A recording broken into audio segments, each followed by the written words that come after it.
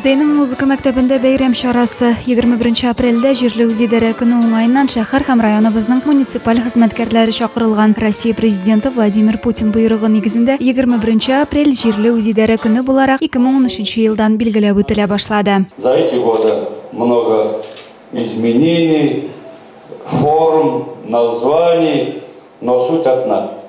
Суть остается служению народу, населению, где мы работаем, где мы проживаем. Җирле үзидарә халыкка иң якын торучы хезмәт ияләрен берләштерә, төрле сораулар, проблемалары белән авыл шәһәрләрдә яшәүчеләр беренче чиратта аларга мөрәҗәгать итәләр. Районыбызның елдан-ел төзекләнә баруы, яңадан-яңа социаль объектлар калкып чыгуы, юлларның төзекләндерелүе халык мөрәҗәгатләренең җавапсыз калмауы турында сөйли. Шуңа күрә дә залда бәйрәм кунаклары булып утыручыларның хезмәтләре югары бәяләнә. Шайхиеву Раис Раифовичу, председателю Палаты имущественных и земельных отношений Заинского муниципального района.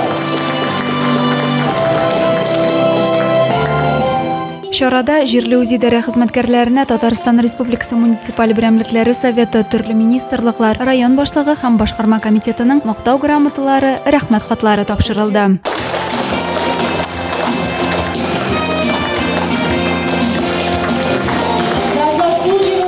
Адилә Бирханова, Александр Тимофеев, Зей хәбәрләре.